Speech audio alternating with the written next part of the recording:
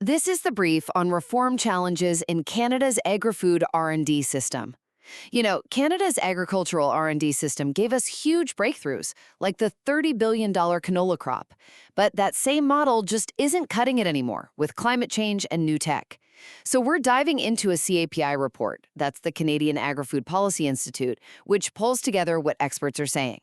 Let's get into the three big takeaways. First, this isn't about small tweaks. The system needs a major overhaul. Almost half the experts say the problems are structural, and you can see why. Federal funding has dropped 21% since 1985. Plus, a huge talent risk is looming, with 30% of the R&D workforce set to retire by 2030. Second, even when we know what's wrong, reform is hitting serious roadblocks. The holdup? Stakeholders point to two main barriers: regulatory hurdles and a lack of long-term funding. This fragmentation means great ideas aren't reaching the farm. To put it in perspective, only about half of rural Canada even has reliable broadband. And finally, to get things moving, the sector is shifting how it measures success.